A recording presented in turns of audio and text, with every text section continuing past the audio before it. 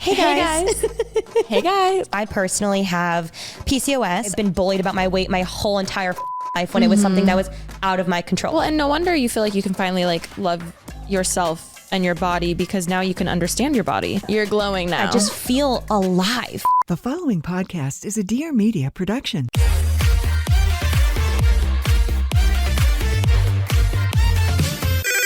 Pretty basic. You guys know how important my dad is to me. I've told you guys on the podcast that I'm taking my mom and dad to come try on wedding dresses with me. He has been through it all with me, and I can't even express how much he means to me. I love him so much.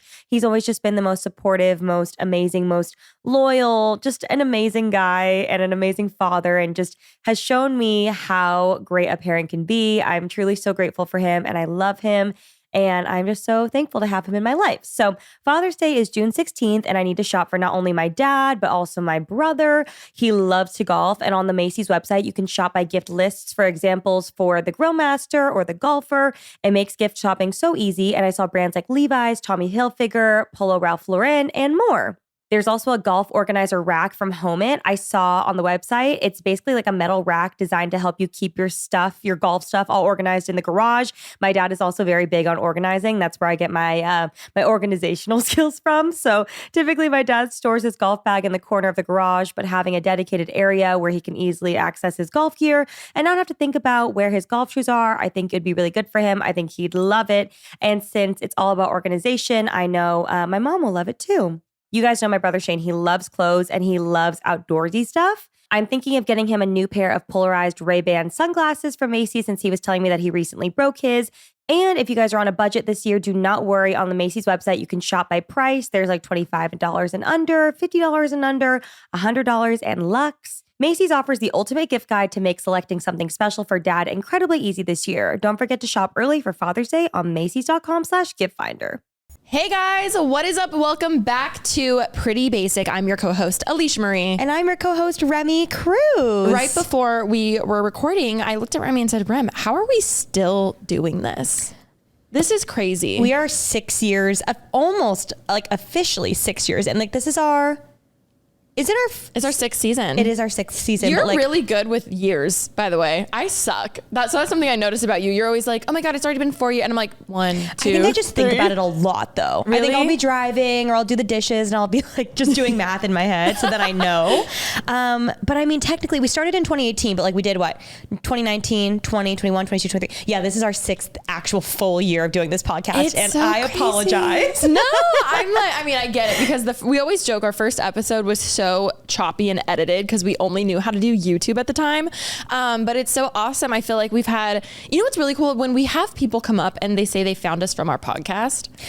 Same with TikTok. Oh my, they're like, yeah, I know you from TikTok. I'm like, oh, what? Like you don't know the lore? Like you don't know my life. But like that makes it more exciting. I love it. There's excitement to both sides. Obviously, if they've been watching us since the beginning, I've been getting a lot of those comments with all of the wedding stuff happening now. So many comments like, this is so weird. I've been watching you since you like lived in the dorms, or I've been watching you since you lived at your parents' house, which is so beautiful. And then there's also people finding us like now. Also, sorry, I'm like slurring my words today. No, you're not. I think I just did a little bit. Like, you know when your brain is moving too fast for your mouth? Mm-hmm. So I apologize to the listeners. Oh, that happens to me literally every day. Mm-hmm. Literally every day. But yeah, we're so thankful. If you guys are watching the YouTube, I mean, you can DM us too if you're just listening to audio, because we know we have some audio listeners, people commuting, people at the gym.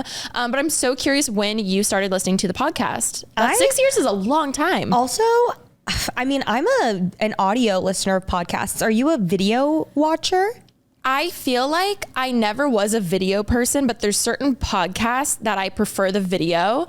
But overall, I would say audio. Yeah, same. The only podcast that I watch on video is basically Unfiltered. Not even this one. No, I know. Well, I kind of agree because there's certain ones where I want to see facial expressions. It's more of a show. Yeah. And I think like obviously Basically is a good example of that. But yeah, most of the time I feel like I'm usually in my car or at the gym, usually driving, and I feel like I haven't been driving as much as normal lately, and I've been missing my podcast. So I've been wanting to like go on walks and listen to podcasts. I listened to The Skinny Confidential yesterday. They had Gary Vee on, and it was one of the first times I listened to a podcast in a long time, and I forgot how much I love it. I love a podcast, and hopefully everyone listening loves a podcast as well. Hopefully they do. But going back to what you were saying about wedding and how long you've been on YouTube, did you see that Blair Fowler, Juicy got Star 7 engaged. got engaged? If you are an OG YouTube watcher, connoisseur, like the Blair Fowler is engaged, and she's been posting more on socials and YouTube and stuff, and I've been so invested, and it's crazy because she didn't post for, I want to say like 2 or 3 years, but obviously her being the literal blueprint for all of us. Yep. I have a photo of me meeting her at IMATS. I should send it to her. We never talk, but I should be like, you should. It's literally, she seems so nice. I've met her, I think only like once or twice, but she was very, very sweet. It just makes me so happy though, because I think she's the perfect example of someone you've watched for years and maybe you haven't kept up with throughout, the entire time. But seeing her engaged, it just like warms my heart in a certain way. And I imagine that's how people feel with you, I love her. I've never met her. And I think I would just to have her on. I think I would just freak out. I would actually die. I would love to have her on. I think she would be like I would freak out for her just as much as I freaked out for like Meghan Trainor. Like I would, like, she is an icon. You know what I would do? I would close my eyes and just listen to her talk, and I would be like freaking out because of that. Hey guys, what was your little intro? It was this. Hey guys, the wave, BBL wave. Hey guys. Hey guys. I in the side of the head. It was this. Remember? Yeah. Have you seen that video of Ariana Grande when she would not? I think she was on like the Today Show or some live show, and she was performing, and she refused to let the camera see the left side of her face. Oh my god! So she kept like turning her head, and the camera kept trying to go around, and she kept turning her head. That was Blair. It was like, Hey guys.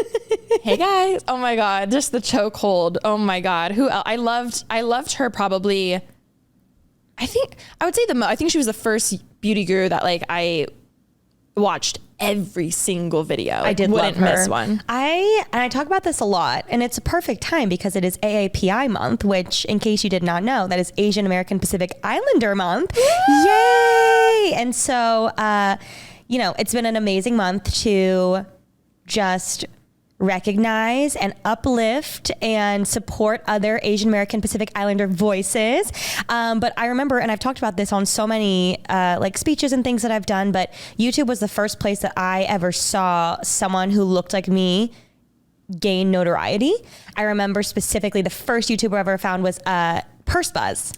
No, she was that bitch. Obviously, Michelle Phan, J Loves Mac 1, S2 Pineapple was one of my favorites too, because she looked like me, and I feel like I'd never seen that before. And also for them being like the main character, well, just to have like so many followers, and like at that time, 20,000 subscribers was like, holy shit. That was like 1 million for sure to now. And so I just remember being like, oh my God. Sorry, not that being the best example for me to understand inflation. What? Like subscribers then. Yeah. Like literally 10,000 subscribers then was like 1 million. I mean, like even now 1 million on YouTube is like 10 million on TikTok. Yes, it's just so crazy how many more people are creating and how many more people are consuming digital content now. Everybody is, obviously. I know, it's crazy, but yeah, would die to have Blair. We need to actually sit and think of people we would love to have on. Comment below when you want us to have on. Icons. There really are. Just, oh my God, there's so many people I'd just love to have a conversation with. Speaking of AAPI month, how was the gala that you went to? Because you looked stunning, Remi. Thank you so much.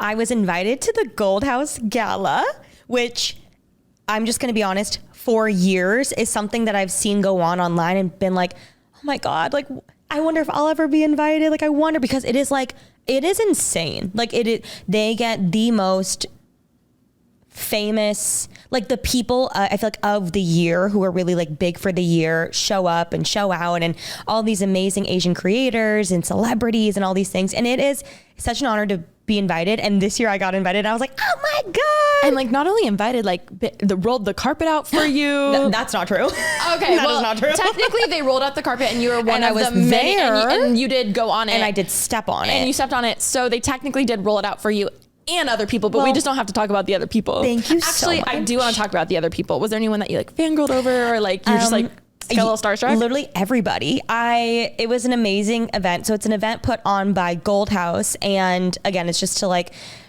talk about and share and uplift Asian American Pacific Islander voices, and it was just such an amazing night. And again, it's like someone who's watched it for so long and longed to be invited, being actually there was such a pinch me moment. And then also I was like, wow, so like this is what happens. And it was an incredible gala, and I'm telling you, they brought out the stars. Like the actual gala itself, like there were all the carpets, they had the glam bot there, like there was so much cool stuff going on. And there was like a cocktail hour before, and thank God Lauren went with me, because before I knew she was going, before she knew I was going, I was like going alone. And like, I'm actually shy when it comes to events. I really am. And I'm just kind of quiet. And if I know someone there, then I'm talkative, but until I know someone there, it's extremely intimidating. Mute. And the last thing you want to do is just be on your phone the whole time and look like you're not, you know what I mean? But also that is such a security blanket if you are by yourself. So I'm so glad you had someone I saw Kyle Hanagami was there too. Yes, Kyle was there. People that I saw that I was fangirling over beforehand. I was like, Lauren and I were sitting on the couch because my feet were hurting per usual. And so I'm just sitting there waiting. And then I see one of the guys from Crazy Rich Asians walked in. Oh my God. Wait, which one? It was actually amazing. We had just watched it, or I just watched it on the plane the other day. I forget his name in the movie, but he's the best friend that's getting married. He's so hot. He's so hot. His name is Chris Pang in real life. And so he was like lingering around me. No, literally. And probably happily married with kids, I'm assuming. So handsome. And so I was like standing there talking to people. And then at one point, like I kind of wasn't in the conversation anymore, and I looked behind me and he was there. And you know, like when you can tell someone's like looking to take a photo, like ask someone, I like look and he's with a group of people, and it's like, oh, do you need someone to take a photo? And he was like, oh, thank you. And he has like a New Zealand, Australian accent, one of the two. And he's like, oh, thank you. And I like took it. I was like, of course. So I'm just taking their photos. I'm like, You're just staring at him. The photos were probably so crooked. It's just zoomed in on him. And you're like just focusing. Oh my God. Also, I'm not wearing my wedding ring today, or my engagement ring. There's not trouble in paradise. I'm just getting her resized. Oh my God. As I talk about how hot that guy is. Oh my God. I literally didn't even notice. I'm so sorry. That's okay. How did I recognize you? I know. But that was really cool. We were with Lauren and I were sitting on the couch, and the actor who played Aang in the new live action Avatar was there. Oh my God.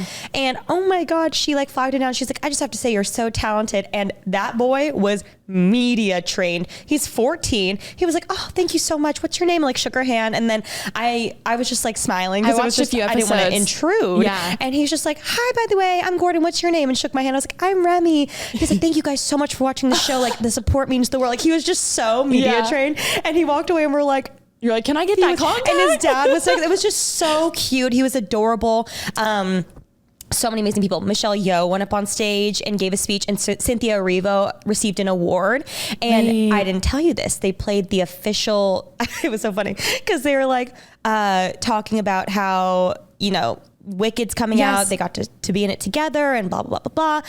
And then they were like, we're going to play a special unseen trailer. The one that comes out tomorrow? Of the movie. You've seen it? I literally pulled my phone out and started recording for you. And the director, John Chu, was there. And so it was him and Michelle Yeoh giving the award. And it was so... she's just so fucking talented. It was so beautiful. Cynthia Erivo, incredible. It was so beautiful just like seeing these like heartfelt moments. I was like, I feel like I shouldn't be watching this. And so they start playing, he's like, we're going to play an unreleased, unseen trailer. And I'm like, for Alisha. And he goes, but if everyone could please not record and not post on social media. I went, she'll see it in a few days. I'll see it. It's fine. Incredible. Oh my God. And then like the cast of Beef was there. Just so many amazing people. And I just kept getting like teary eyed.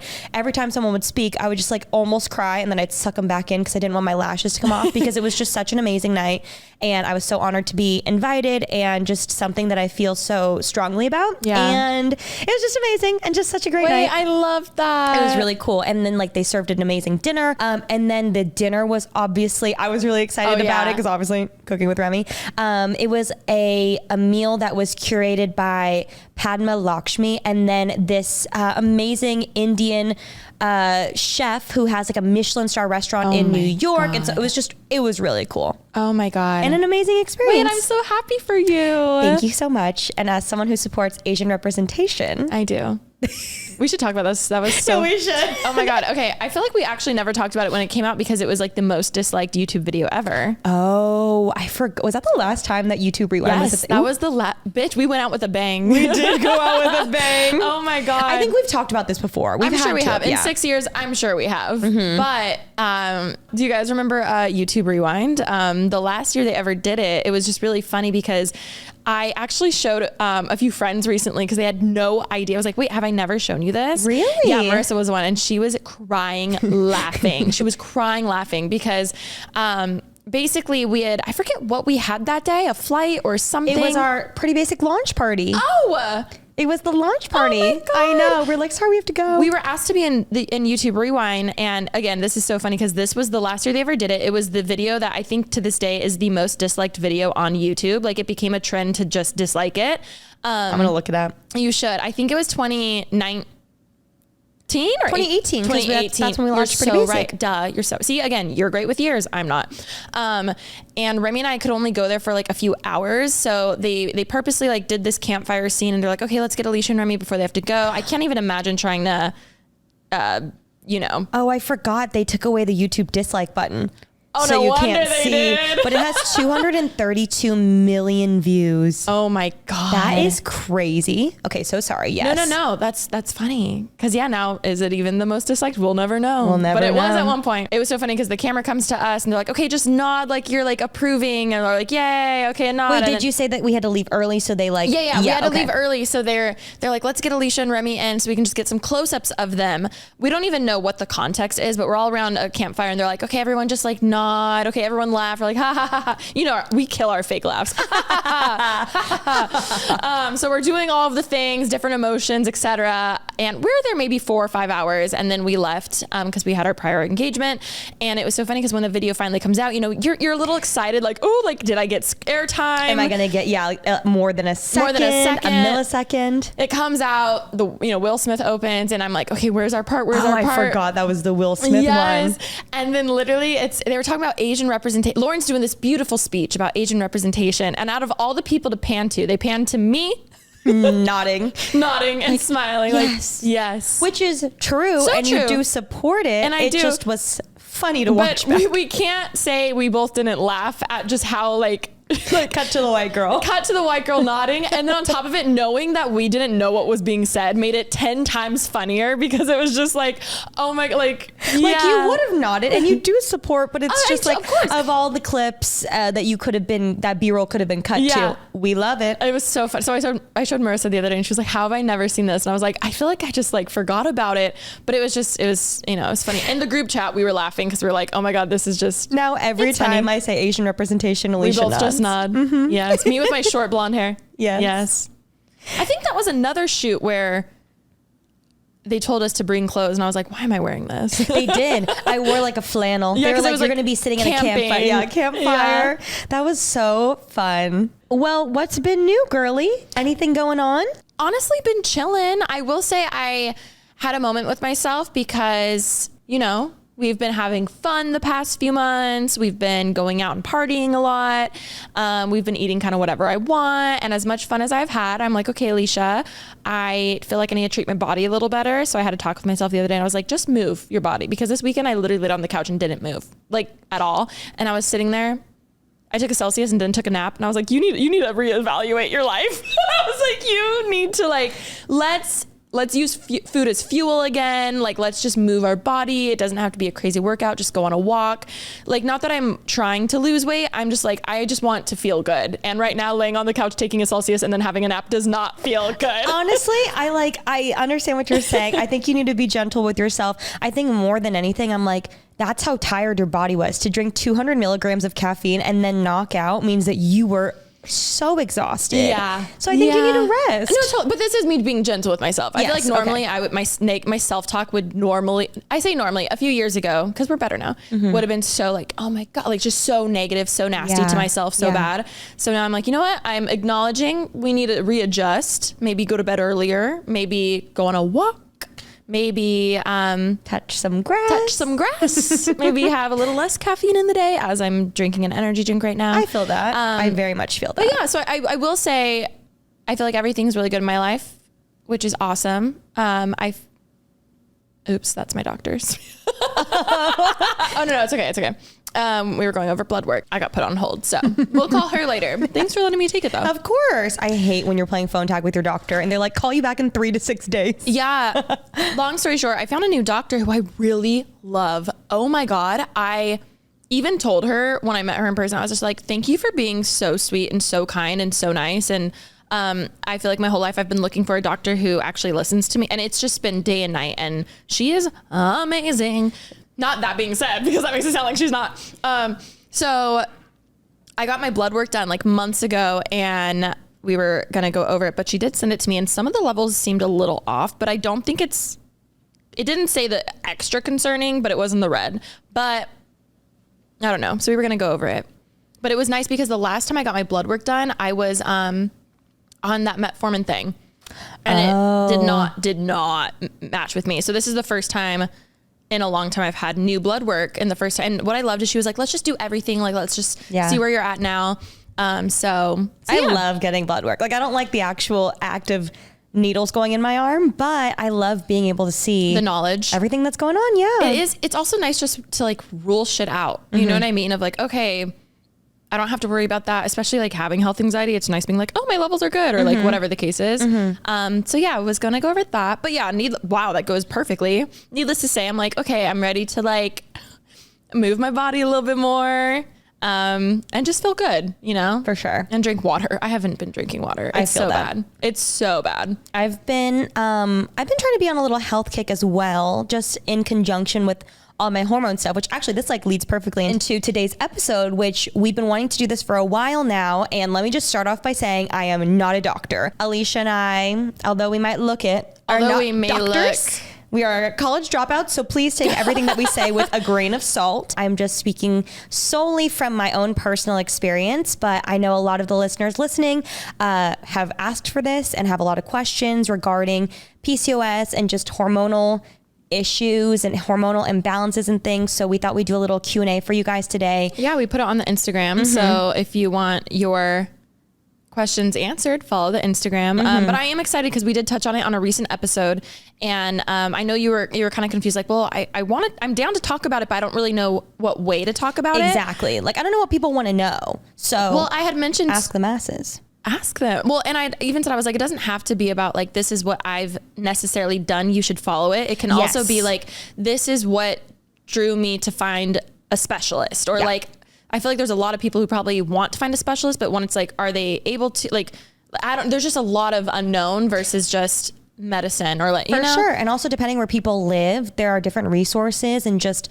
healthcare in general in the States is just so fucked up. So there's a lot of different elements to it. So yes, please just take everything that I say with a grain of salt, but I would love to offer some personal experiences, and then you can either listen to this and then maybe take it to your own doctor, or, you know, however you guys want to take it. Also, just starting off the bat, I personally have PCOS. I have a very severe PCOS from what I've learned. I have high cortisol and I have insulin resistance. So, yeah, that's specifically what I have. I think you can have like some and not all of them, or you can have more, or whatever it may be. But I do know a lot of our listeners, a lot of my viewers have PCOS, and I feel like I have doctored quite an audience of people who have it as well because of the content that I've made throughout the years. So just wanted to share that. And again, take it with a grain of salt, but we'll get into our Q&A. Well, that's what I love about social media, and even like TikTok, for instance. Like, I've learned so much because PCOS stuff will come across my page, and I feel like I had a very, very, very tiny bit of it a few years ago, but when I was looking over my panels, like those levels looked leveled out now, which is awesome. However, like, what I was going to say is I love how you can see people going a more holistic way, where it's like these foods can help you with PCOS, or like there's some people who choose medication, and there really are like so many different avenues you can do. So yours is very specific to what you've done is because the doctor you chose, and also the things that you're struggling with. Like, there's so yeah, like, you know, when I see my doctor, we do blood panels very regularly. We do ultrasounds very regularly. So everything that she's doing for me, or like the plan she's giving me, is for me specifically. Yeah. And there might be some holistic doctor who would disagree with her, but also that's a whole different, like, I don't know. there's always someone who's going to say something. So I'm excited for you to dive into it. Yes. Because I've seen, and this is what I have to say, sorry, I'm talking too much. I've seen a huge change in you, and I know your viewers have too, like the way that you're just glowing. And bitch, we know it's not just the makeup. Like you are like... It's the Huda Beauty powder. We know it's Partially not just the makeup. well. Maybe like 2%. But yeah, you just seem so much happier. So I feel like we should like dive into some of these questions and, whatever you're comfortable sharing. Oh, for sure. I mean, I'm an open book, but I will read first the definition of PCOS because I feel like that would be helpful. So this comes from probably like WebMD. Urban Dictionary. I was kidding. This comes from Google. It's PCOS stands for polycystic ovary syndrome. So it's a hormonal disorder causing enlarged ovaries with small cysts on the outer edges. The cause of polycystic ovary syndrome isn't well understood, but may involve a combination of genetic and environmental factors. I would also like to share that it is a genetic thing for my family personally. People in my family have it, and so that's probably why I have it as well. Symptoms include menstrual irregularity, excess hair growth, acne, and obesity. Treatments include birth control pills to regularize periods, a medication called metformin to prevent diabetes, statins to control high cholesterol, hormones to increase fertility, and procedures to remove excess hair. So a lot of the symptoms are, menstrual irregularity. I have never had a consistent regular period until literally this year, excess hair growth, acne, and obesity. So if you're listening to this, I've dealt with so many of these symptoms since I hit puberty, essentially, at a time when I thought that I would have, I've struggled with my weight since I was, I guess, a teenager, like early teens. And it makes sense now because my body doesn't process insulin regularly because of all the hormonal issues that I had, but I never understood why. I just my whole life thought that I was overweight because I wasn't active, because of my diet, because of all these things. I grew up as a dancer. I was dancing like 13 to 14 hours a week at one point when I was really in it, and I was still overweight, and I wasn't eating a ton. I wasn't eating bad foods. I just always struggled, and I always just thought like, oh, there's just something wrong with me. Yeah. And then as I got older, obviously I was on Nutrisystem when I was 12. Like, that's crazy. I just thought that there was like something wrong with me that food could fix. Yeah. And I just didn't understand. And also like my parents didn't understand either at this time. It was like the early 2000s. I feel like not many studies have been done on PCOS in general. And especially in the early 2000s, nothing was being done. So, it's nothing against my parents. I remember when I was 16, my mom took me to the gyno because I wasn't getting a regular period. And she was like, something's wrong, let's go. And they took me there. They didn't tell me I had PCOS. They were just like, oh, we'll just get her on birth control.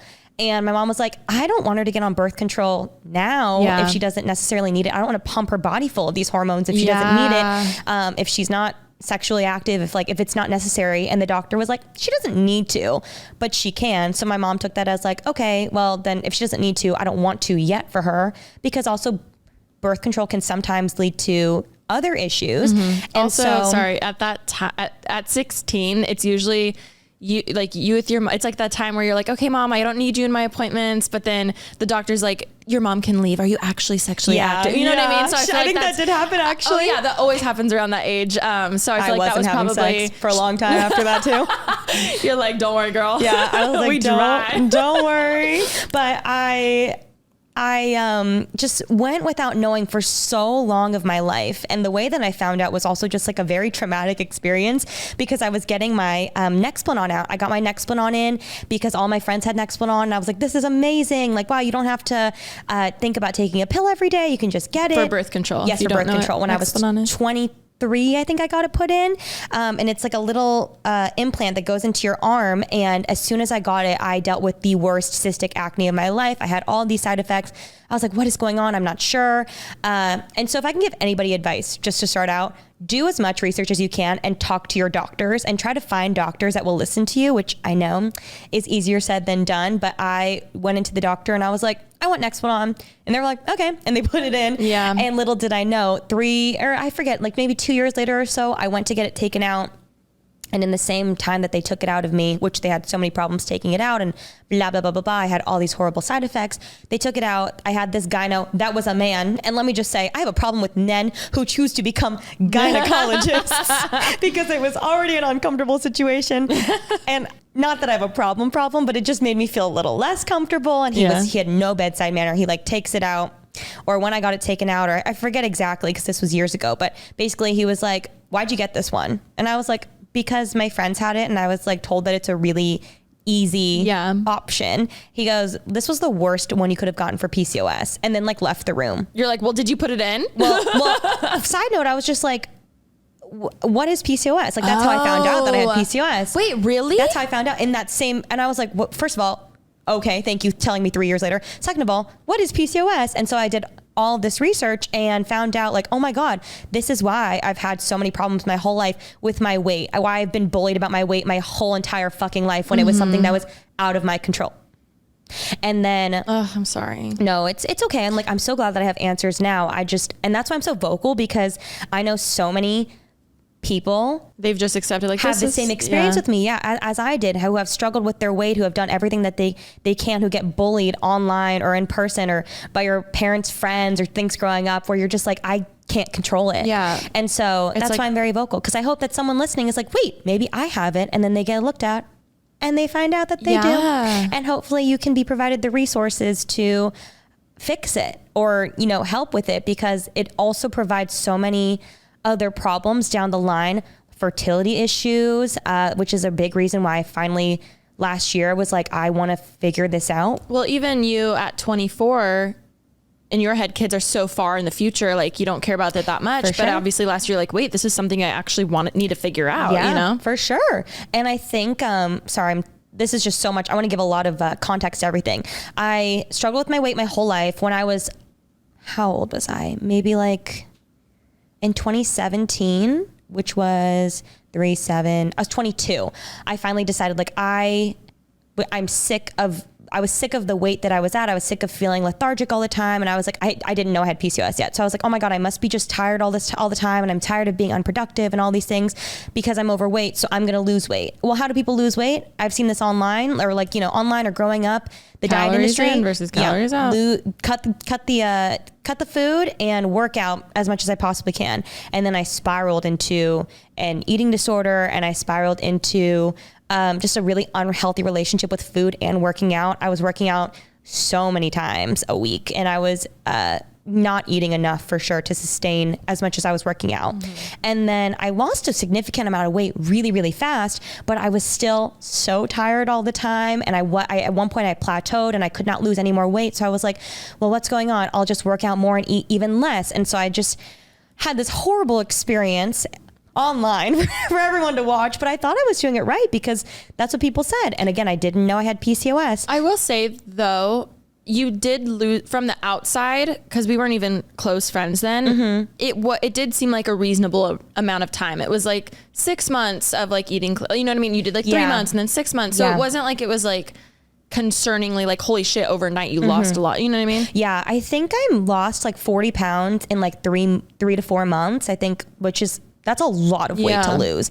I think looking back now, that was really alarming. That wasn't healthy for sure. And I also know that I did it in a very unhealthy way, but to the outside view, I'm sure it looked really healthy. It did. But yeah, knowing like the demons also that I was going through in my head every day and just all that kind of stuff. And then found out I had PCOS. And then once COVID hit, I feel like I met Cal, and I was in before COVID, when I met Cal, and I was just like happy, and like, everyone gains healthy relationship weight. I started to care less about, working out as much because I wanted to spend time with my boyfriend, and we were going out to eat at all these fun places. I cared about it less. And then once COVID hit, I really didn't care about working out or eating. We were caring about like surviving. Also, I was just like, I don't know what's going on in the world. Like, I was turning to food as definitely like a stress relief and things like that. And I gained all the weight back that I had lost. And, doing this all online was, it's fine. I mean, I don't really care. Sometimes it was definitely hard, just like the comments that I got, but at the same time also, it happened. And I think it's not still something to be ashamed of at all.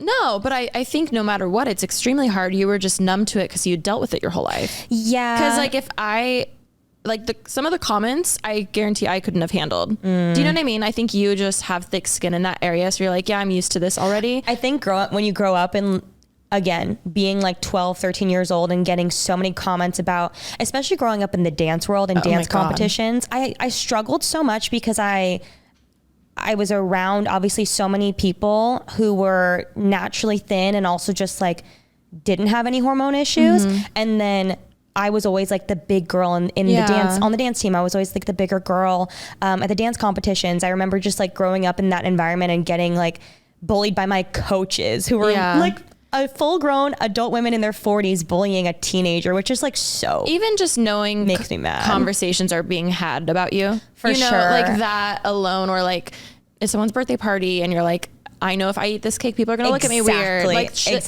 like that is like things people don't realize. The trauma of like going to get your measurements for your dance costume, or going to like the cheer, like being in high school and going to the. Did you do this where you'd go and like they'd bring all the like Sophie team or whatever coming in, like you try on, and they'd be like, I'd have to go to the bottom of the pile and try things on. I struggled so much because I could not understand why my body wasn't, I don't want to say working properly, but to some degree, like why I just had all these struggles when all the other girls didn't. Like I struggled with that. And then also I struggled so long, honestly, up until maybe honestly this year, truly, or last year going into this year, of not being ashamed of my body. I feel like growing up in that dance environment, I tried to not think about and not acknowledge that I had a larger body size. Like I really, really tried until like this year. I feel like I found true peace with it, and I've gone through waves, but it wasn't until like this year where I finally understand all the feelings that I felt. And I was so ashamed of my body growing up. And I was always like trying to, you know, fake it till you make it. Like, oh my God, no, like I love my body. And I did to definitely some degree, but there were definitely parts of me where I was always just like not addressing the fact that I was a bigger girl and that I was a bigger size, and I would try to fit myself into smaller sizes of clothing, and just, it was so much inner turmoil. And like as a teenager, you're already like dealing with so much, and even like my early 20s, and just finally up until like, I feel like my mid to late 20s now, I'm like, okay, I understand. And I've gone through such a crazy up and down with my body. And I feel like now I've found true peace. All this to say, you know, my body's not even at the size that it was when I was quote unquote, like at when I thought was my healthiest, but I can say right now, I am the healthiest I've ever been because of my mental health, as my physical health, as well as just, I don't really care what size pants I'm putting on. I literally don't care. I care that I have so much energy and I am so much happier and I'm so much healthier. And that is truly just because of figuring out my hormones. I don't care what size clothes. Like actually, when you really think about it, from like where I was at in quarantine to now, I actually haven't lost like that many dress sizes. Like I lost so many more when I was on my first quote unquote, what I thought was my health journey, but it doesn't even matter because I feel so much better. So sorry, that was such a long-winded situation. God. I feel like, oh my God, I was just taking it all in. It's crazy because again, I feel like I've been by your side through it the past few years, but even like the depths of it, like there's still so much more that I don't even know, you know? There's a lot that I think I haven't processed yet. Trauma, there's still block that out. Literally, there's so much that I haven't fully processed. And I feel like there's a lot going on right now that I haven't even sat to think about, but I'm excited to get into this Q&A. I just wanted to give full-blown context because I know so many people listening can relate to everything that I just said. Yeah. So just know there is possibility of figuring it out even when you feel like there's not. And I hope that I can provide hope and also some sort of help and hopefully guidance to find the resources. Because again, I'm not a doctor, and please, again, just take everything that I say with a grain of salt. But I hope that I can at least provide some knowledge to people who might not necessarily have the resources that I was able to access, because I'm also understanding that I am in a very privileged position to be able to have healthcare, to be able to see a specialist, to do all these things. So I just hope that I can tell you guys what I went through to hopefully provide some context, and also to provide even just hope. You know, just something that can help guide you to find what you need. All I can input here right now is like the change I've seen in you is drastic. Cause I was with you when you were quote unquote your smallest. Yeah. And very unhappy. It's so funny that I thought that it's funny now to look back on, cause people don't know. You weren't glowing then. You're glowing now, and like, you. I've told you this so many times, but I'll say it for the pod too. Like I truly feel like I have my best friend back just with your energy, like just with you being present, like, and I'm just truly so happy for you. And hormones are like no joke. I think a lot of people can hate on it being like, oh, you're using that as an excuse for blah, blah, blah, whatever. But like seeing you go through all of this and also seeing Taryn, which if you don't know Taryn's story, she's talked about it on her podcast with Ashley, but like her thyroid was like messed up so bad. And she really struggled with, she's so open about all this, so she wouldn't mind me saying this, but like her mental health was so bad. She also struggled with a ton of weight gain over quarantine. And little did we know she had thyroid cancer. Like her hormones were fucked up. Like two huge tumors in her lymph node and her thyroid, right? Yeah. And her neck. So when she finally got it out, she lost like 40 pounds and she was like, it was so frustrating because I would see you guys working out every day and I was like, why can't I do that? And I would compare myself to you guys. And like, little did I know I literally had cancer. And I was sitting here being so hard on myself, being like, why is my body like this? And it's just like seeing both of you go through it and feeling like you guys are your old selves again in the good way. Like, I even saw her literally yesterday. I was just like, dude, you are a whole new person. And I just feel that with both of you. And I feel that so strongly. And I feel like people need it, like the hormones are something out of your control, and on top of it, like they are a huge part of your like your body and who you are, like for sure. So getting that, I don't know, I'm just happy for both of you so much. So thank you. And I say this to you all the time, but I'm so grateful to have you and Cal and Ollie and everybody else in my life, my parents who are so supportive and have been so supportive of everything, because it is a really hard thing to go through alone. It would be a really hard thing to go through alone. And I think that a sentiment that I would like to hopefully have anyone that will listen to this take with them is to remember that you don't know what people are going through. And I understand that a lot of mean comments that I have gotten, whether they're online or in my life throughout my years, are just projections from people feeling, whether it's insecure or jealous or just whatever it may be. But just remember that people, like, everyone's going through something, and we need to be nicer and gentler to each other. And literally Taryn didn't know that she had cancer. Yeah. And I can't even imagine what she was going through internally, and just all extremely depressed too. All of the things. And so just, if everyone could just remember that we never know what people are going through, and it's a really hard thing. So yes, let's get to the questions now. Let's get to it. I know I've mentioned it before, but one small act I've been adding to my morning routine has been making a huge, huge difference. And that is taking my daily supplements. You guys know I recently turned 31, and having a consistent routine to take care of my mind and physical health has been my top priority. You already know how much I love Seed's DS-01 Daily Synbiotics. I don't need to take separate capsules for probiotics and prebiotics. And it's so much more convenient. I just have 2 capsules every morning before I start my day. I know I'm not the only one, but I used to be so confused about the difference between prebiotic and probiotic. I now know that probiotics are live microorganisms that provide health benefits when consumed, while prebiotics are non-digestible fibers that promote the growth and activity of beneficial bacteria already. Together, they work to improve gut health and overall well-being. Everyone says gut health plays an important role in your overall health. I didn't realize until recently I've been getting a ton of TikToks about how it can impact your immune system and mental health. You guys know that I have a very busy schedule of traveling nonstop, and I get worried if I get sick, but Seed's DS-01 promotes a healthy microbial environment in the gut. You guys know I've struggled with bloating for years, and I'm just so thankful a product like this exists. I also don't have to worry about ordering a refill because Seed's subscription service easily builds DS-01 into my routine with no refrigeration needed. A big thing that I wanted to do this year was to remember to take my supplements and take better care of my health. And I'm not kidding, guys. When I remember to take them, I can tell such a difference in my energy levels, in just my overall well-being, all the things. So you can best bet I'll be taking my DS-01 with me when we're traveling, and just continue to take it every day because it is a game changer. Trust your gut at Seed's DS-01 Daily Synbiotic. Go to seed.com/prettybasic and use code 25prettybasic to get 25% off your first month.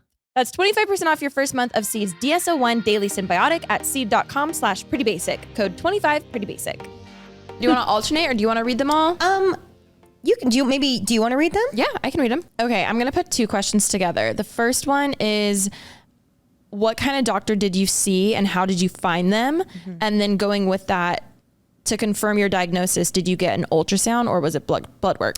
Okay, so I've seen a lot of doctors throughout the years. I've seen my GP, my general practitioner. I've seen multiple gynecologists. I had seen at one point an endocrinologist, which if you Google online, and the reason why I did that was if you Google online, because Google's been my best friend throughout everything, just like, what doctor do I see for PCOS? I saw it came up as endocrinologist. I was like, oh, beautiful. I'll see an endocrinologist. I saw someone for years who was such a nice person, but I feel like just was the epitome of would not listen to my symptoms. And I feel like kind of just gave like a blanket sort of diagnosis and plan to everybody that they saw. And that was a doctor that I was on specifically medication with, who that medication kept making me so sick. It kept making me so sick. It kept making me so sick. And every time I would go in as a check-in, I'd be like, hi, I'm like profusely throwing up. Like, hi, I feel really unwell. It was bad. It was bad. And they'd just be like, 3 more months. Sorry, you got to do it. 3 more months. Sorry, you got to do it. And they're 6 months. Like, come back. So I was doing that for a long time. And I mean, they're a doctor. So I was like, they have to be right. And again, with hormones, you have to wait for your cycle, which you don't even have. Yep. So it's hard to gauge. And there's like... Yeah, literally no cycle. And so ultimately I had been seeing that doctor for quite a long time. And then I just hit this breaking point around this time last year, where I was like, there has to be somebody else that I can see. There has to be. And so it finally dawned on me. I was like, I bet there's a specialist. Like, I had never looked it up because just Google literally said, see an endocrinologist. Yeah. So I was like, okay, I'll see an endocrinologist. Which most people don't just go straight to a specialist. Like, you usually are like referred from someone. Yes. Also, honestly, did not take it super seriously until I had just hit my breaking point. And so at this point I Googled literally PCOS specialist in LA, and I saw this doctor who came up, first Google search. She had an appointment the next morning at 8 a.m. in the morning, and I booked it there in the morning, and then my life was forever changed. So that's how I found my doctor specifically. But I know a lot of friends, like literally one of my friends right now is dealing with the same thing in a different state, and she is just seeing her GP, and she's getting great help through her GP. So it really just depends on the doctor. Did you get ultrasound or blood work? Oh, okay. The first time I went in, we discovered it through my blood work. And that's when my doctor, my specialist found out, I'll call her Dr. A. Dr. A found out that it, due to my panels, I had severe PCOS, and that's when I had like a full breakdown, because I was like, I never thought it was severe, because you would think that I didn't, considering that this doctor kept being like, come back in 3 months, come back in 6 months, 2 years later, you're fine. Sorry, I'm like biting my tongue. That's what's so crazy to me, and I think this is one of the lessons to learn is like, you can even have a severe case of something, and just because your doctor doesn't say anything doesn't mean you don't have it. For sure. Whether it's a second opinion or trusting your gut, I think that's one thing I'm so proud of you in, is like, you were able to, it took a while, but also you trusted the doctor that was telling you what to do. Like, you trusted your gut to be like, no, something's wrong. Yeah. I need another opinion. For sure. And I feel like my breaking point also was not, it had nothing to do with, I want to lose weight. Like, it was not that at all. It was more of just like, I am so exhausted of feeling this tired. I would wake up, I keep meaning to have Cal talk about this online too, but like, I'm not kidding. I would sleep until like 11 in the morning because I'd get so tired. So I was like, well, I want to sleep in so that I can stay up longer. And by 1 o'clock, I'd have like an energy drink, and I'd be exhausted, and I would take a nap. And then I would be so upset with myself because I didn't get any work done during the day. And then I'd be so tired. It was just like this constant cycle of just beating myself up because I was so tired and I wasn't getting work done, and I held myself to this standard of being productive and all these things. And so it was partially to do with that, and then partially to do with the fact that I was like, okay, I want to get married and I want to have kids eventually, and I am literally not having a period. I was on birth control, and I was also having all these problems with birth control, and that ultimately led me to being like, I need to find someone now. And I found out through the blood panel, and then, as I said, I've been doing regular ultrasounds with my doctor as well, and visually seeing my ovaries and visually seeing the PCOS on them is really crazy to see. And it made me really sad, but also really validating at the same time, So yeah, between both is how I saw it and found out. Oh my God, especially because it's just the little hairs on it, right? Yeah, and they're like just like, it looks like on an ultrasound though, a like pearl black necklace. It looks like a ring of circles. And what's crazy is I'm sure you looked at that being like, you're the fucking reason. Literally, I was like, these You little bitch. fuckers, these little fucker holes right there. There's a lot of questions, so you can just feel free to talk about it in general, but getting off birth control, that was the first thing your doctor told you to do. Yes. Did you have like side effects, symptoms? Was it easy? Was it easier than you thought? Like any advice on that sense? It was easier than I thought because I'd had so many problems with birth control throughout my entire experience of having it. As I said, I got the next one on to begin with, had that in for a couple years, had a lot of problems with that, got that taken out. Then at one point, I think I just quit cold turkey for a bit because I was so scared. Then I got back onto a certain pill. And then ever since I got off the next one on, I tried a few different pills. And the first pill that I tried was really bad for me. And please correct me if I'm wrong. I feel like people watching probably remember better than I do because I have a really bad memory. But I've been on a few different pills, and one specifically was really, really, really bad for me. It gave me horrible mood swings. It made me depressed. I had suicidal thoughts. It did not work well with my hormones. So then I switched to a really low dose pill that was like entry level, that was really good for me, that really helped me. And that's how I was getting a period essentially, but I also wasn't getting a period because I wasn't taking my placebo pills because my gyno had told me that's okay.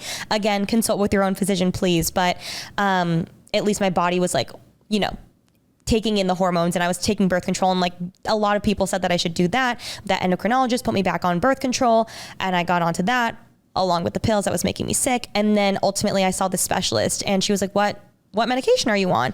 And I told her I was on birth control and I'm on this medication that the endocrinologist told me to take. And she was like, whoa.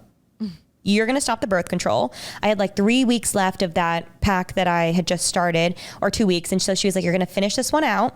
Then you're going to get off birth control because we need to get you to have an actual natural period, like not just through the birth control. And then the medication that you're on is an antiquated form of medication to help with PCOS. So we're going to get you off that. We're going to switch you to new medication starting tomorrow. And then we're going to see how you go. Damn. And so that's a lot at once. Yeah. So luckily the weaning off of my birth control, I mean, I finished off that pack and I haven't been on since in like a past year or so. That weaning off was really easy for me because it was a really low dose entry level one. But I've gotten off other ones in the past that were more like high hormone levels. And honestly, I just had such a bad experience. I think anything was better than wanting to die. So sorry. That was dark, but like, that's truly how I felt. So like for me, getting off was easier than what I was feeling because I was in such a bad state. But I think it'd just be different for everybody. Yeah. There's a few comments too, which I actually think this would be interesting. Someone said, how do you get your doctor to take you seriously about PCOS? Mine say only to exercise. And there's a few about like, do you have to ask for an ultrasound? Like, it sounds like the relationship with the doctor. I mean, I would say as someone who did not have a doctor listen to them until this last year, to just try and find other doctors, which I know that's again, easier said than done, especially where you live and especially just with certain restrictions and resources and things. But I would say, I think, just keep trying to talk to different doctors because, I wasn't taken seriously until I saw Dr. A, but I feel like I don't have really great advice for that other than just try to get more and more opinions. Just about like a relationship with a doctor, like they're not taking you seriously. They're saying just exercise. Yeah, I think, and just keep championing for yourself and keep saying like, no, I feel these things, like what you feel. Like doctors can't feel what you feel. So if you feel a certain way, like make sure that it's heard and keep like running tests if you're able to run tests. As for ultrasounds, I didn't get an ultrasound until I saw this doctor. So I'd never had doctors at any of the previous ones I had seen run anything. And I didn't have to ask for this. When I saw this specialist, she was like, we're going to do this today. And I was like, oh, okay. Like that's obviously like her protocol. All the other doctors didn't. So if it's something that you want to do and you're able to do, then I recommend doing it because there's no better way to see that you have it than like right there on the screen. Also, we're the same in this way. So I'm sure there's a lot of people listening. But for chronic people pleasers or people who it's hard to speak up, I think the best thing you can do is realize like if you don't ask for help in a certain area, they're not gonna help you in that way. I feel like with doctors specifically, like don't dumb down shit. Like if you if they're like, how's your energy? And you're like, well, like sometimes it's really good, but yeah, it's really low. But like if you're kind of dumbing down the situation, they're not going to take you seriously. And sometimes they won't even take you seriously when you aren't dumbing it down. So I think like really be your own advocate, like speak up for yourself, even saying like, hey, like I'm having unusual pain here. I really would love an ultrasound, or I would really love to be referred to a specialist. Like the way that, again, the healthcare and everything is like, they're very picky with what they do. And they're not, this is what I even learned with my psychiatrist. I remember like being so interested in medication for my anxiety, but I was like waiting for my therapist to recommend me, like to be like, okay, it's bad enough that you need this, here's this contact. When like, I felt like I not wasted because it all happened how it was supposed to, but I didn't realize like, they're not just going to be like, hi, here's this, do this. Yeah. Like a lot of times you have to be like, hi, I'm really interested in this. What are your thoughts? And like have that conversation and just show, I don't know, just speak up for yourself. Agreed. You did a really good job with that. I feel like now feeling like, I feel like from my point of view, I feel like you have so much confidence and like power in speaking up for yourself in those situations. Like if you were to go to a new doctor today, I feel like it would be so different. Agreed. I feel like you would walk in and you'd be, I can't wait for you to have a kid. You're going to be like, I'm going to be that annoying like, mom. Stop. This is very interesting. How did you work around managing high cortisol and stress? Let's say someone isn't even able to necessarily fix their situation right now. Was there anything that did help before diagnosis or even after? Oh shoot. Oh, I have to recommend this creator, but I deleted TikTok right now because it was so bad for my productivity. So I need to find this creator, and I'm so sorry. I forget her name, but she is incredible, and I'll find her and I'll link her down below. But she's an amazing creator who actually does these amazing TikToks where it's like a side-by-side or top and bottom of things to help with if you have high cortisol. So she'll like do a little skit of like things that she would do, you know, things, her night routine if she, you know, didn't consider her high cortisol. And it's like scrolling on TikTok for hours, you know, eating like whatever, eating specific foods and, you know, being on her phone and like into the late hours. And then it'll show underneath like a night routine if she was trying to manage her high cortisol, and it's like, you know, getting off her phone early, going for a walk, doing all these things, and like seeing it is really helpful. So I have to recommend that. Erica Huang, and I'll leave her link down below. She is incredible. She's amazing. I'm excited to stalk her. She's great. Life post pill with PCOS. So I definitely have high cortisol. I know that for a fact. I'm going to have you follow her. And then I'm also going to send this to our Pretty Basic chat so we can leave her link down below. It's incredible. And it's just so nice to watch it. So and have a tangible, right in front like, of you and tangibly, yeah. So that's been really helpful. Just doing a lot of research. There are so many cute, like little, like drawings and little artwork on Pinterest and things that are like ways to lower your cortisol, and that's what I've been trying to do. Let me just add something that I've seen online also to kind of know that you have a high cortisol level, or like a very something physical that I feel like will show that you have it is if you carry a lot of weight in your lower belly, which sometimes that's just genetic, and you know, I just also have to say all women do. And I think I've talked about this before, but one of my best friends who was dating a personal trainer, she'd always complain about, you know, like, oh, my lower belly fat. And her boyfriend, you know, who was obviously very well versed in the human body for work, was like, you know, that women have that to protect their uterus. Yeah. Women have that because when they carry a child like that, it's protection. So we need to be easier on ourselves with that. But then also a big reason why I carry weight here is because of my high cortisol. So there are a lot of things that you can do to help lower it and just manage it. One thing for me was literally deleting TikTok because I would be scrolling on my phone all night. As soon as I wake up in the morning, I'd look at my phone, I'd start scrolling, and that's really bad for that. Also, high intensity workouts are really bad for it, which I didn't know when I was doing SoulCycle also 7 times a week. Oh my God. And sometimes doubles. I know. It was really bad. Also, I've learned this is more like the holistic approach too, but I've been so intrigued by cycle syncing and like doing certain exercises on different times of your, you know, different weeks of the month, because you're, and you know, like, but again, there's not much study on that.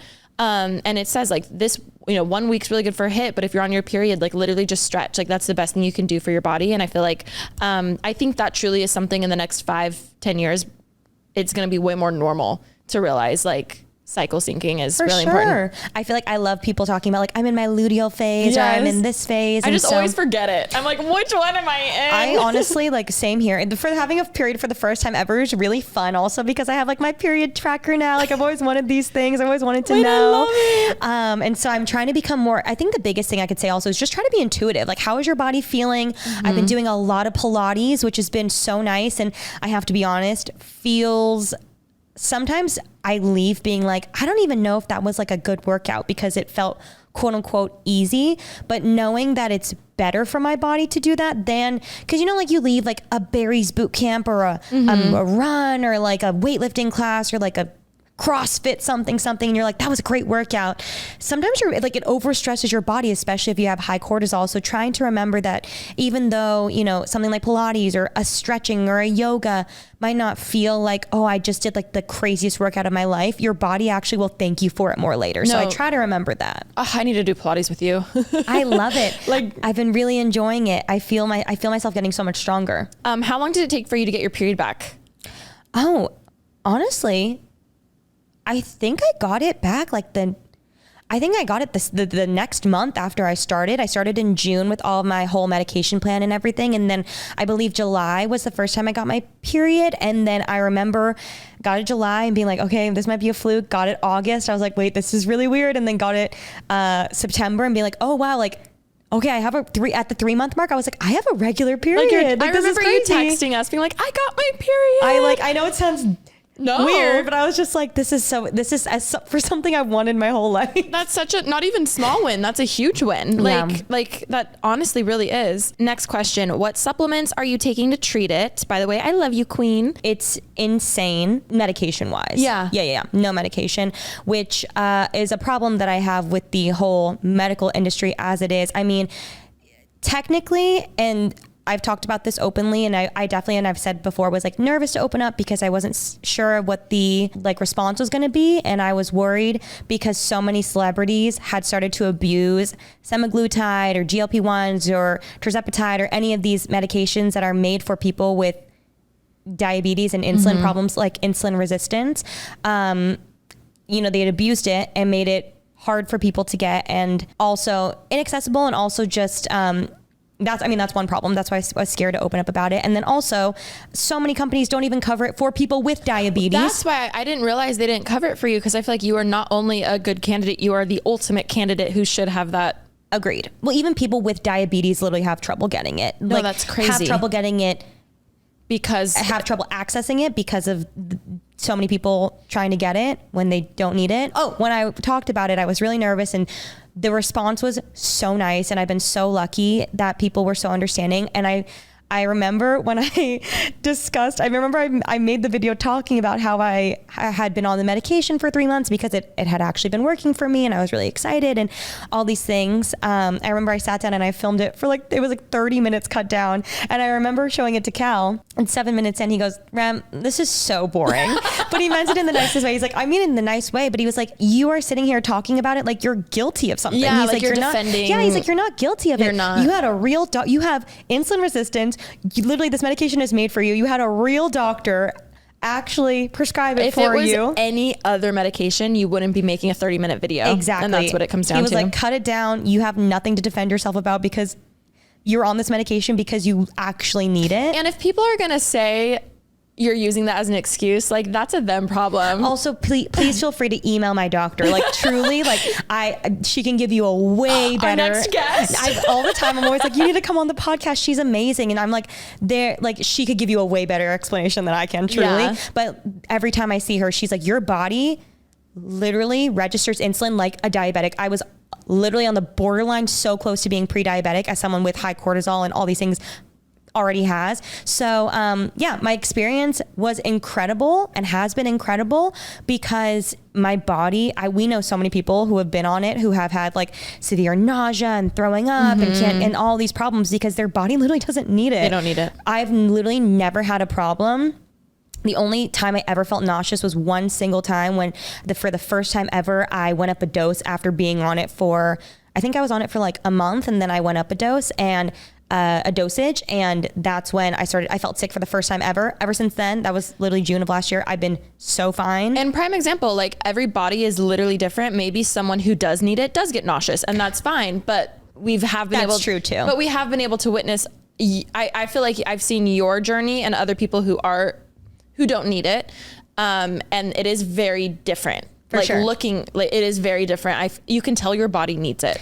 I have everything to thank for these medications and all the supplements that I'm on as well, because I, for the first time ever, feel like my body is working as a normal person. It's like your baseline is like, you feel like... I didn't know. I truly, like, I keep thinking of all those girls that I grew up in dance with who just like their bodies were just like working normally. And I feel like, oh my God, little did I know this is what I was longing for. Like this feeling that I never... It's like freedom. Knew. Truly just validation for me. Well, and no wonder you feel like you can finally like love yourself and your body, because now you can understand your body. Truly. Like, such a good point. No, truly. No, you're like, oh, you were just trying to survive for years because you didn't have XYZ. You know what I mean? And you can fill in the blank for whatever, if you have something. But like, in a way, it probably makes you love your body more, because you're like, wow, like even not having everything balanced, you were still there for me, and you still fucking like got me through. You know what I mean? Like that's so like... And I'm grateful as like this whole episode is about my experience with PCOS, but I'm also so grateful to have, if this was the worst that my body gave me, like that's okay. Yeah. You know what I mean? Like I was still healthy to some degree. I still, I had a healthy, abled body, and that's what I'm grateful for. So that's definitely how I feel too. I'm just happy that now I finally figured it out. But even think about that, like you being able to be like, no, like I like didn't have it bad. Like think back to your worst time when you were like, what the fuck is wrong? Sure. And like for you to be able to look, if you then knew, like now you'd be looking back like, no, like trust me, it gets better. That bad. Yeah, exactly. And I mean, even the mental health, I feel like you're dumbing down some shit a little bit. So I'm just gonna be like, no. In the sense of like, I think it's okay to be like, no, it was really bad, because even just like the mental health aspect that goes along with it. Maybe like, obviously everyone has it. There's always someone in the world who has it worse than you, but like the mental health part of it alone, like the sex drive about it alone, like there's just so many other factors that like play into it. Like when you're down, you just keep going down. She just gets down and she just tries to get right back up. There's just dog her again. No, it really fucking sucked. I'm so sorry. I didn't mean it that way. No. I mean, I appreciate hearing that from you, because I think it's just like, I'm so happy right now. It's hard to put myself back in that mindset. Which like, honestly, who needs to go back there? But I do. I mean, just for people to hear, I think the worst part for me looking back and like what I feel the worst, like the most sad for myself with was when I was really like mentally unwell because of that birth control. That was really, really bad. And B, I think just getting comments and bullied, and whether it was bullying or whether it was just like unnecessary comments from everybody not everybody in my life, but like people around me in person growing up at a time where life is already really hard when you're hitting puberty. Age exactly. Too. And obviously a lot online throughout my years, which comes with the territory, but at the same time, like does not help. Yeah. Getting so many comments, people making videos about my weight gain and like my struggles and things.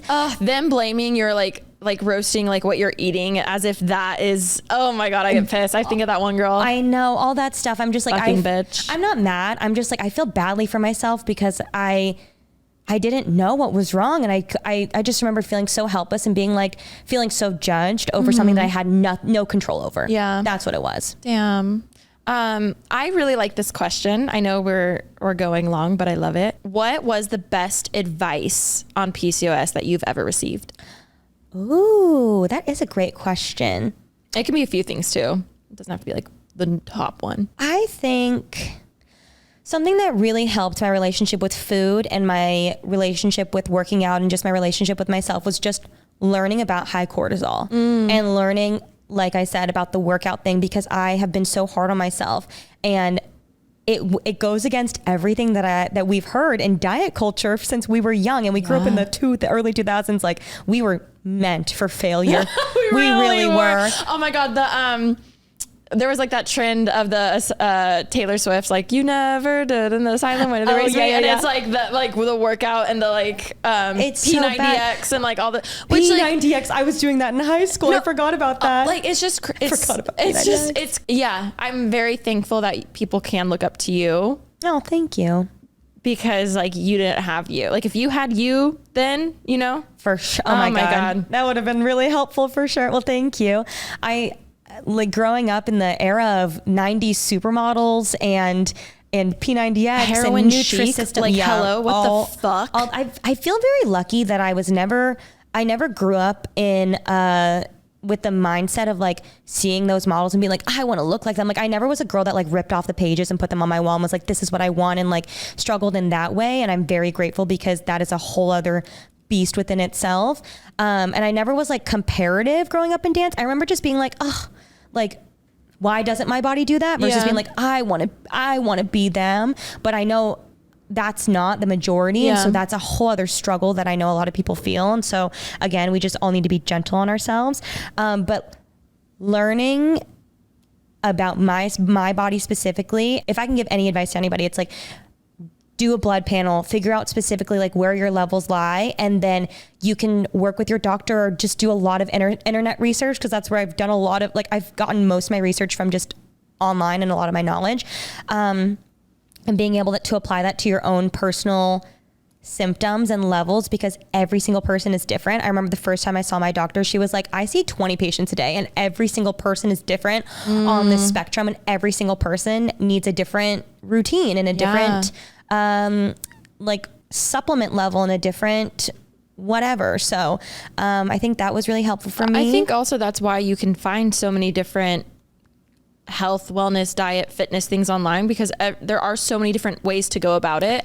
Some people are vegan and they have perfect blood panels, and some people aren't and they have horrible, you know, like there's so many different things. So it really is just like finding what works for you, which is so fucking cliche, but it's really true. It is true. Okay. Last question. There's a few kind of touching on like, just you like glowing now and like you feeling more confident. That's is so there nice. anything that you're like excited for? Even like there was one about conceiving and how you feel about that, or like, you know, just like moving forward now that you have figured out a huge missing piece of the puzzle that you now have in your life. Is there a different outlook you have? I would say, first off, I just have to say thank you to everyone who's DM'd me and said anything nice in general, because it means the world to me. Thank you so much. Like, you do not need to take time out of your day to do that. But also the amount of times that I have received the word glowing in the past year is crazy, because I feel like I don't notice it, but like the fact that people keep saying that, I'm like, oh my God, I must be glowing. It's like you take up more space. It's like you're like, that's so nice. It's like you're just so confident, and instead of, I don't know, you're just like, you're always so like happy. Like one thing about you, which I love, is like, no matter what weight you were always the same. Like you were always your same bubbly, like fun self. You would like crack your jokes, do whatever. Like one thing I loved about that, but the glowing comment is so real that it's not that you weren't then, but like in a way now it's just like, you just seem like there's just this aura about, I sound so like lame and voodoo and energy and like whatever, but I'm like, you're just glowing in a way that like, again, it feels like my friend's back, where I'm like, oh my God, like it's not just the energy, it's not just the foundation, like it's not all these, it's just like you as a whole, the way you carry yourself, the way you present yourself, like the way you show up for yourself, even going to that gala, and like I know like you carried yourself different than you would have in the past. And it's not about the scale, and it's not about the weight, it's not about like what size you are or anything. And I know it's cliche, but it's so awesome to watch.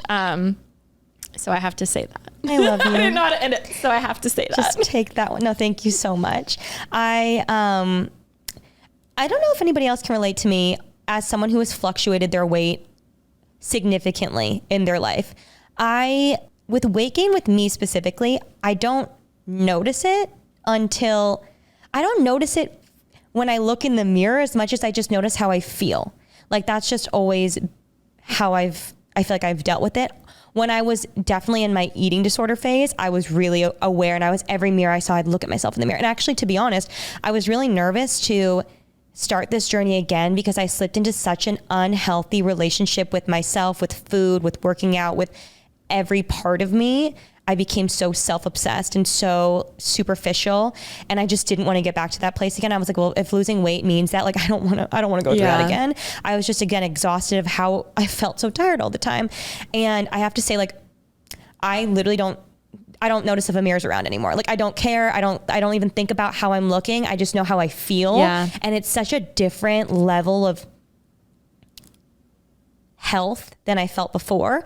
And so that's been a really nice thing for me. And I appreciate, again, the glowing comments, because I don't necessarily feel the like glowing. I just feel alive. I feel awake. Like, I was so tired before, and I cannot like stress that enough. Like, if anybody's listening and going through what I'm feeling, like what I've gone through, you know what I'm feeling. And so if you're scared to start because of the idea of body dysmorphia, and I know that every person's journey will be different. I went through a really severe case of body dysmorphia before. So there are definitely days where I'm like, oof, I feel that creeping up again, but so much less than I did before. And I think I'm very grateful for the first experience that I had, as unhealthy as it was, because it prepped me for comments online. I feel like there are a lot of things that I'm going through that I went through the first time, of just like my body was changing, and people a lot of times were like, oh, well, she's now this because she lost weight, or because she's that because she lost weight, or whatever. And people can think that. And I personally don't feel that. And I hope that's not true, but I don't feel that way personally. I think it just prepped me a lot more for this time around. Yeah. And going through the body dysmorphia and the eating problems and the working out problems before prepped me for this time around, because I think if I hadn't gone through that the first time, I think this time would be a lot harder. Yeah. I really do. So I'm grateful for that, as hard as that was before, and looking forward to trying for kids when I want to try for kids, which is not anytime soon, but every day I feel more and more ready. And I talked about this, I think it was like the past 3 times since I saw my doctor. And she was like, I'm so glad you're doing this right now, because so many people come in, and it's fine, but she's like, so many people come in when they're ready to have kids. Yeah. And then it's like a 2-year-long journey to get their hormones leveled before we're able to start trying. And that obviously, like, your biological clock is ticking and your life is, life is going by. Can I say one last thing that I've noticed? Sure. And you just did it, which made me happy, which, obviously this could not be the case, but in all our past podcasts, you would always say like, well, if I have kids, like, I'm not sure if I'm gonna, and like put it down as if like you don't even want to say that you want kids in case it can't happen. Oh. And even just now you said when I have kids, and it's just cool. Regardless if you do, so sweet. No, but like regardless if you do or not, I feel like that's what I mean by glowing. Like, before you'd like put yourself down in other ways, being like, well, I don't want to like get my hopes up, etc.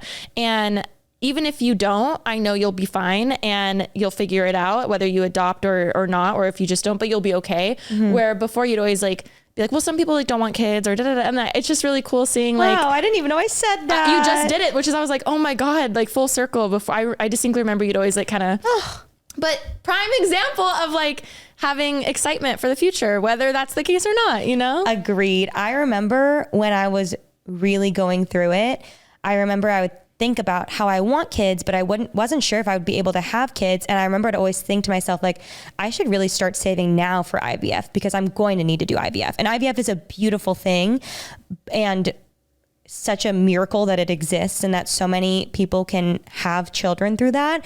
I just remember thinking like, I should start saving, because it's expensive. Yeah. And with someone like with having PCOS, it's a very, and it still, I still might need it no matter what, but I just remember being like, I don't know if I'm going to be able to conceive without having IVF because of my hormone levels. Yeah. And so now it's still a very plausible thing that I might need to do, but I know that I might not as much because of everything that I've been doing. So overall, I'm very excited, and I just hope that people can listen to this and can hopefully I help someone out there. Little cows. Jesus. Little Romies. Little cows playing their Nintendo Switches at the dinner table. I'm like, put them away. No Nintendo at the dinner table. No, I'm so excited. I feel like this episode really helped a lot of people, whether they have PCOS or not, too. Like, honestly, I'm proud of you. I love you. Thank you for being so supportive, and thank you for being such an amazing host, as you always are. I try, No, love you so much. I love you. And we love you guys. Anyways, back to you, Jan. Why did I say Jan? No, seriously, thank you guys so much for watching. We love you oh so much. And if you've made it to the very end of the video on the YouTube, subscribe. I feel like people forget that they can subscribe for more episodes. And everyone comment, love you, Rem, because we love you, Rem. Love you guys. See you next week. Bye. Bye.